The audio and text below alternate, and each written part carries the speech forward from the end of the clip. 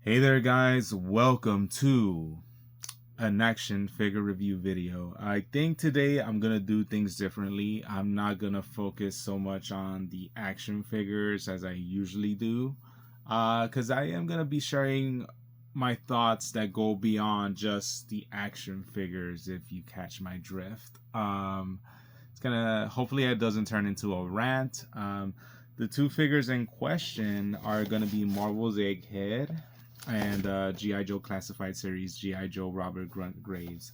We're gonna go through them much more quicker than usual because I do kind of wanna share my thoughts concerning just action figures and pricing, and well, pretty much how I do not understand how they can't find a good price for these figures, because I feel that at this point in time it's becoming way too much what they're asking initially, and they have to resort down to actually pricing these figures on clearance. And I feel what they're selling the figures for on clearance is what they should be selling the figures to begin with as it is, because normally a typical action figure is going to run you like 25 bucks on average, and they go on clearance and they're like 50% off and it's 12.50.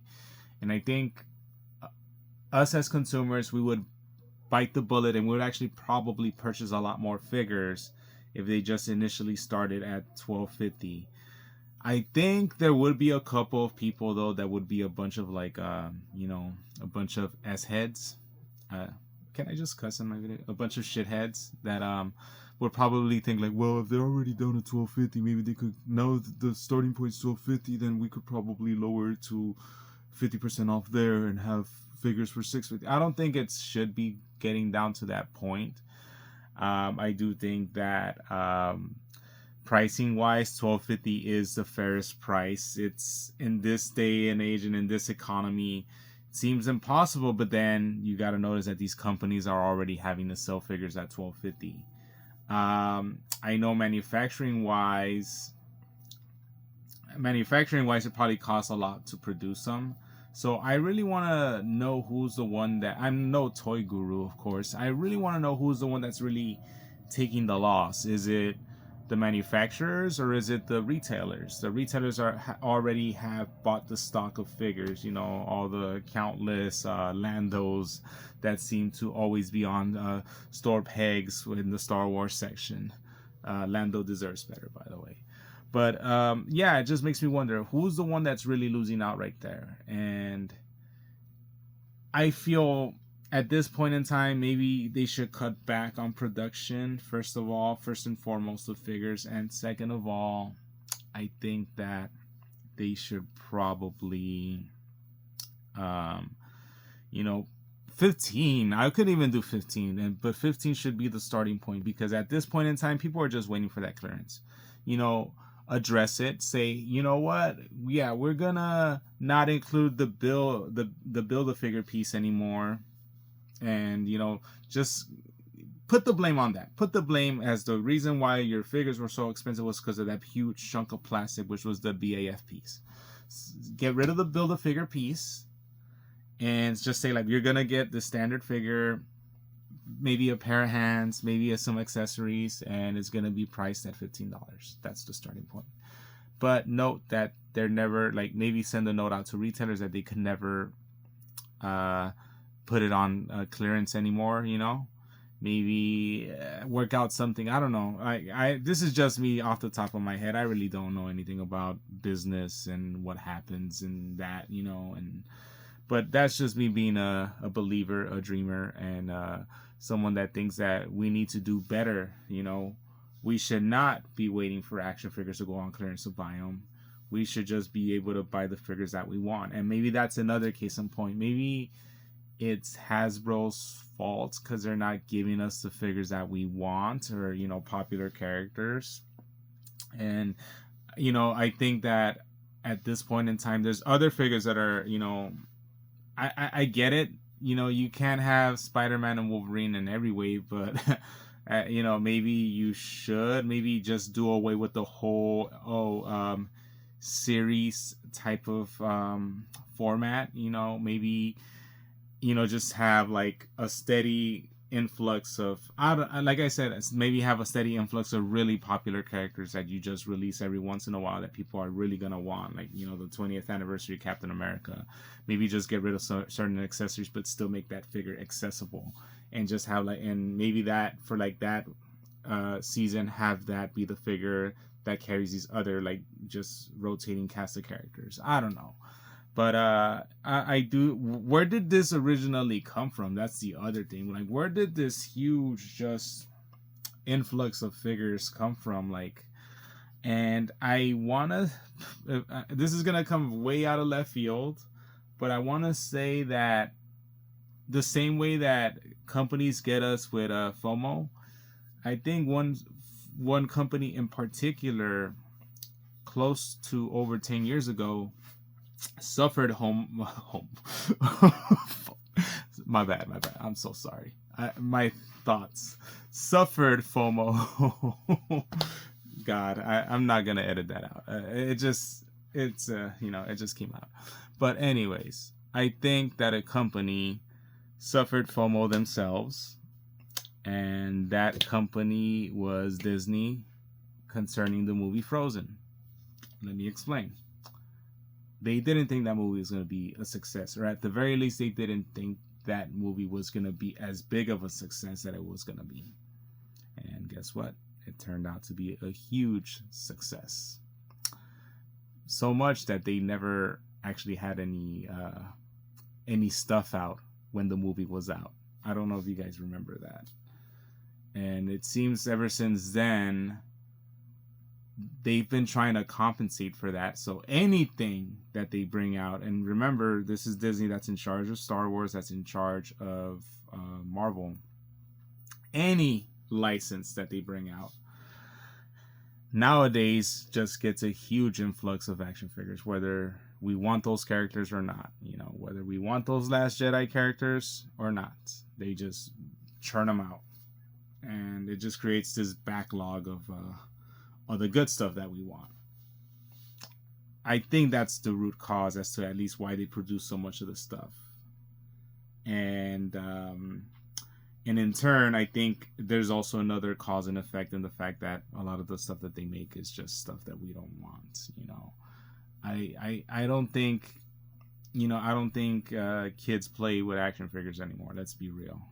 Most of the people that purchase action figures are adult collectors. So maybe stop producing, different scaled figures, this and that. I'm sorry, it's just not working anymore. Just focus much more on the 112 aspect of like Marvel Legends figures, and pour all their resources into that. And I think that's a good start. That's a good way to start.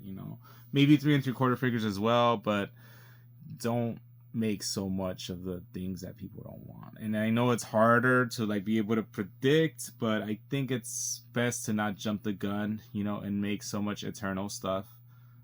Okay, movie, but do you really want the whole cast of characters of the Eternals? In comparison to, like, I don't know, let's say the Spider-Man No Way Home wave. It's kind of funny how we're barely getting figures from that movie, and it's 2 years, well, I mean, not counting the 3-pack, but still, it's funny how we're barely getting figures from that movie, and not only do those figures look fantastic, people are gonna actually buy them. There are gonna be a couple people that are probably gonna be like, well, I'm just gonna wait for it to go on clearance so I could just get that Dr. Octopus and that Green Goblin for like, for like $20 instead of like the $40-$50 that they're asking for them. By all means, that's a good way of thinking about it as well. But then that just falls on Hasbro not being able to price things right, and in turn not maybe mass producing that as well. But well, we're gonna have to wait and see when that happens. And I conveniently made this rant a good 10 minutes, so you guys could just skip this part and get to the reviews starting now. So let's start off. Let's start off with this Egghead,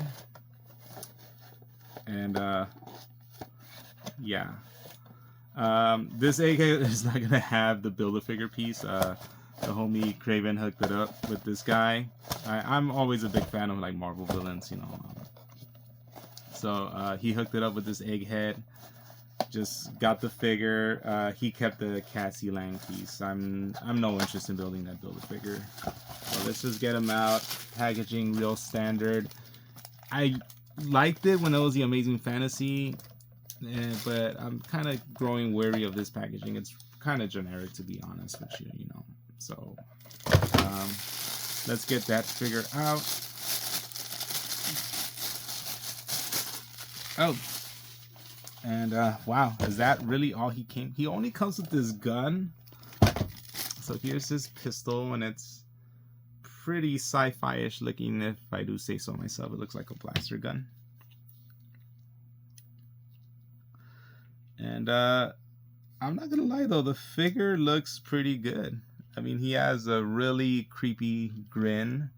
Of course, as the name implies, he has an egg-shaped head.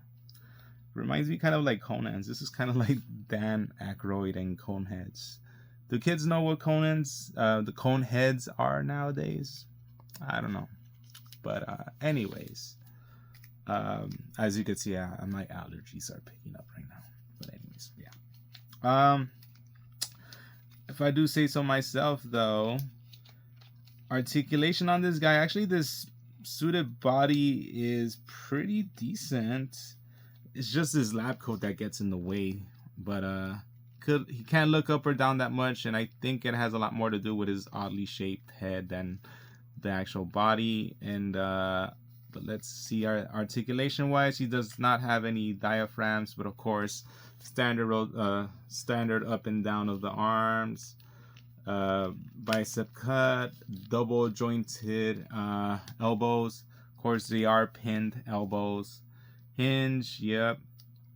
Rotation at the wrist, ab crunch, waist rotation, so that's pretty excellent. It's kind of funny how this dumpy looking scientist has really great articulation, all thanks to this waist cut right here.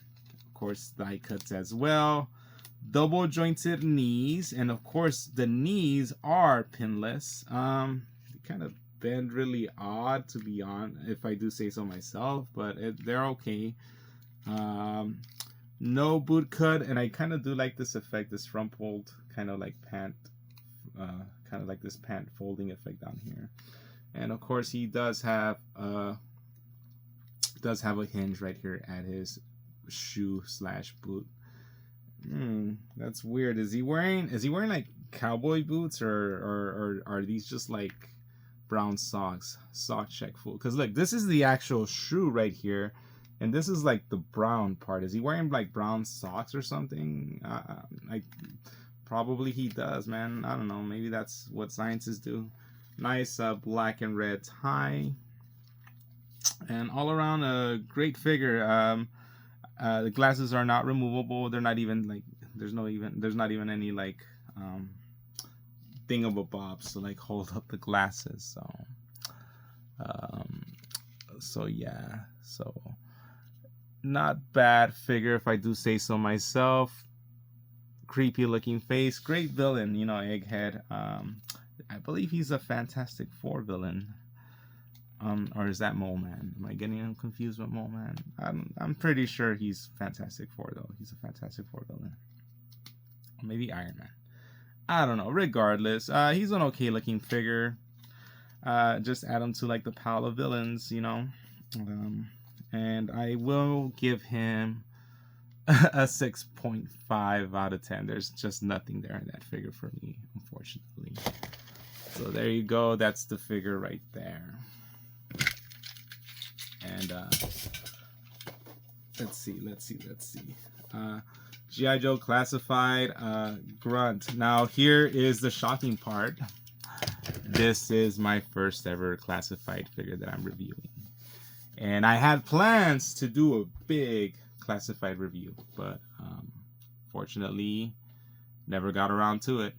I wanted to review a bunch of classified figures, and I was even gonna get a buzz cut. Might still do the video down the line. Might still review those figures down the line. I'm looking at them right now, but I am trying to get back into classified because it seems to be the crown jewel right now. Hasbro, they're actually going all out with the figure. But now, and especially with the release, the post-con like renders that they show, like the classic Duke, like the classic Scarlet, you know, and that, I'm kind of at a crossroads, you know, like should I?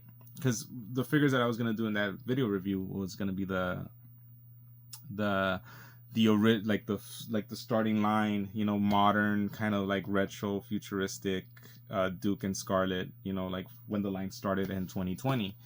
The figures I was gonna review were those, along with some odds and ends, obviously, like the first wave, you know, Duke, Scarlet, Roadblock, Destro, Snake Eyes, Cobra Commander. Wait, did I say Duke, Scarlet, Cobra Commander, Roadblock, Destro, and Snake Eyes. And then I did acquire some other classified figures, you know, like Spirit, Crocmaster, Barbecue, Flint. I'm looking at them right now. Flint, Storm Shadow. You know, and yeah, so I always wanted to make that video. Not sure if I'm still gonna make that video, like at least how I had originally planned it, but yeah, so somehow through some grand divine plan, I wound up selecting Robert Grunt Graves as the first character that I'm gonna review from the classified line. So there you go. Of course, once again, the homie Craven hooked him up, because there seems, and this is the reason why I actually started off like the whole rant about pricing, because yeah, people are buying this guy like crazy, because there's a pricing error on this guy. So rather than him being like the $25 that he goes for, he was actually priced at like $12. Once again, like if he was already on clearance, straight out of the box and on clearance price. And I guess that's the reason why I brought it up originally, is like, well, I mean, people are so adamant, like they're so adamant that they would pay for this price. You see people snatching them up 4 at a time, and I'm gonna be honest, I don't know why people are snatching them up 4 at a time. Maybe it's for customs, because you know it's literally in his name. He's a grunt. You know, he's literally like a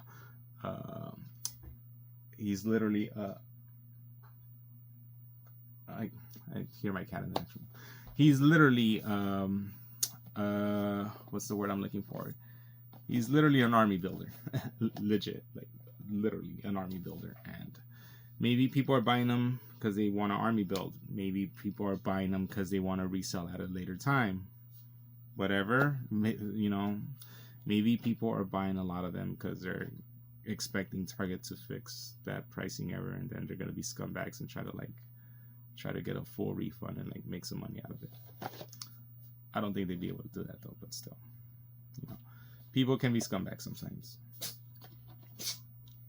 So where I'm getting at with this is like, people really bought this figure when he's $12.50 or it's $12 and change. Maybe Hasbro should just start pricing their figures like that again, especially when it comes with so much stuff like this. Just food for thought, you know. And the packaging looks nice, you know. G.I. Joe Classifieds, windowless packaging. I think they're gonna go back to windowed boxes. They changed the packaging up already. They did the WWE Elite type of thing, where that old packaging does not resonate with this packaging anymore. The old packaging was just a square box and never had something to like. It had like a little plastic kind of like tag, you know, but it never had like one like sculpted, like molded on through cardboard for the pegs. And yeah, the packaging looks nice shot right there of Robert Grunt. I'm just gonna call him Grunt. Of course, right here's the render, and just some secondary info right here, just what number he is. 87. They've already done 87 figures in this line, and a lot of those are exclusive. Let's not kid ourselves. A lot of those are like Cobra Islands or SDCC exclusives, and I don't know why they're doing that, because I feel that that's kind of a shitty move to do, you know, like, because a lot of people either started late so much that, like, you know, they're never gonna get that specific Dr. Mindbender unless they go searching in the secondary market. So I think that's kind of like a fucked up move that they are kind of like numbering even those exclusive figures, so only like a certain amount of people are gonna have number 1 through 87. And even then it's like they changed up the packaging, so even the original ones aren't gonna look exactly packaging wise like this. So why even do it, you know? Yeah, I just totally did not get it. But nice photo on him. It shows you all the accessories right here on top and in the back as well. And I will say that it's like, it's kind of like embossed. Is that the word I'm looking for? Embossed on. Like these letters are raised, and so it feels nice when I rub my hand across the G.I. Joe logo right here. And it even stretches it out to like right here, because it's right here. And even on top, it's nice. It's pretty nice. So kudos to Hasbro for doing that. You know,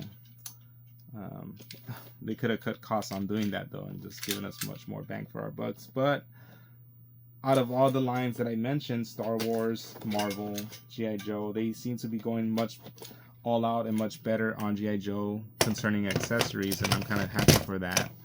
And of course, a lot of it has to do with the fact that they don't gotta pay like a licensing tax. You know, Hasbro owns the G.I. Joe license, so of course they're not gonna.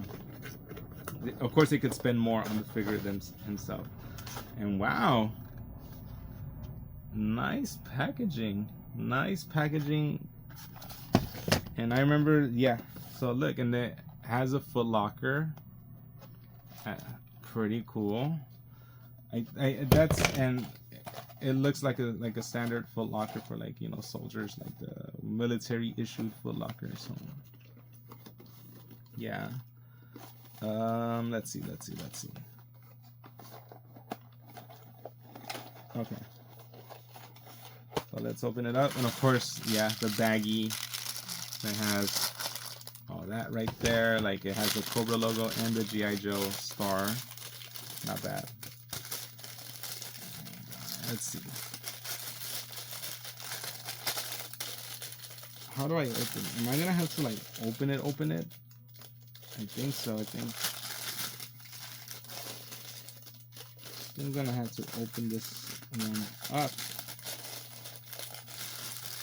Okay.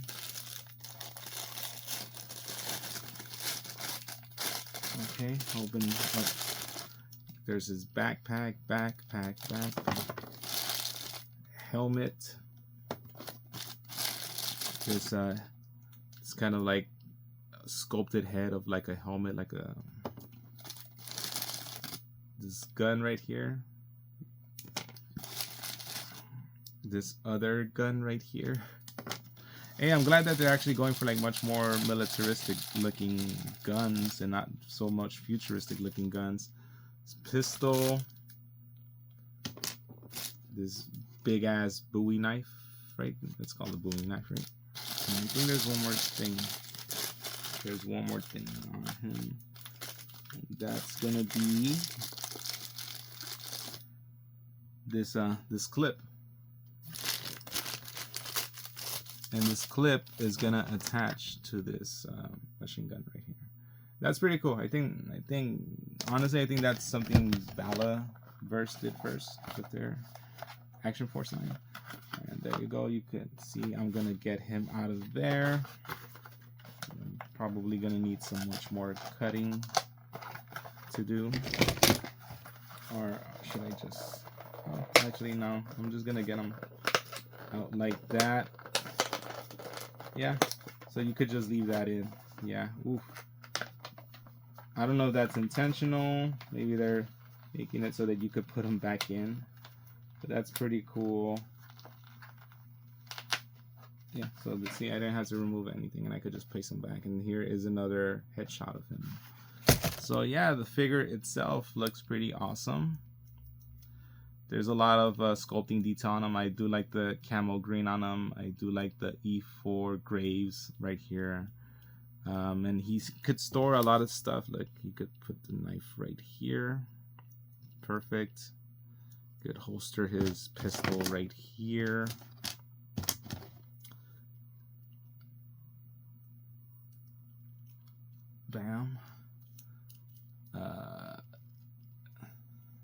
course, the backpack back there. And pinless. He is pinless, so that's pretty awesome. Oh wow, and this even opens up to like show his vitals if it's a Resident Evil game. So that's pretty cool. Articulation wise, he does have a butterfly joint, so that adds extra articulation. Other than that, shoulders rotate, bicep cut, double jointed pinless elbows, wrist rotation on a hinge, up and down movement, trigger finger hands. I don't think he has it comes with any removable hands. Same thing on the other side. Can do the splits pretty well. Of course, this guy can't. Oh, he actually could do the splits. Could actually do the splits much better than the Sue Storm Miss Fantastic figure. So the Invisible Woman figure. Don't ask why I know that, but we were like when we were chilling a little while ago, I brought that figure out because I'm planning one of the other figures that I'm going to review later on. It's going to be the Hydra Shield Agent 2-pack, but that's something I'll get around later on. But anyways, so he could do the splits pretty well. Thigh cut, and the sculpting I thought would get in the way, but not really. But this could actually be moved around down. And I feel it might be kind of like the whole Cyclops leg holster thing all over again. Double jointed knees, kind of stiff though. I should have probably heated it up first. Boot cut, ankle rocker, goes up and down due to the hinge. And yeah, not a bad. Oh, and of course a waist cut, and of course a crunch. Always good when you get those type of stuff. So great figure all around. Let me see. Can he actually store the guns to himself on the side? Oh wow, yeah, he could actually have the guns on his sides like so. On the backpack. Excellent figure, man. I am very happy with this figure, and it's a good start for G.I. Joe Classifieds. Yeah, I regret not doing that video, but like I said, there's still time to do it. Yeah, especially since I'm gonna get back into this line because this line is fantastic. I know I had gotten out of it. I was just gonna focus on 3 3/4 figures, but it's just, man, look, when they go like this, when they go all out, you know, how can I not go back into the line? Especially when they're priced at $12. They should really price them like that. I'm telling you, they should just really price them like that. I don't know what Hasbro's thinking, pricing everything too high up, but we'll wait and see what they end up doing in the near future. And that does it for the review. If you stuck around for my rant, if you stuck around for my reviews, thank you so much. Robert Grunt Graves gets an 8 out of 10. An 8 out of 10. Okay, so let's be funny and sarcastic. He actually gets an 8.5 out of 10 if you buy him for $11-12, and he gets a low 7.9 to 8 if you actually pay full price for him. And that's it. All right then, guys. Peace and love like always. I am out, and there's more figures to review. There's way more figures to review now. So catch you guys later. Peace.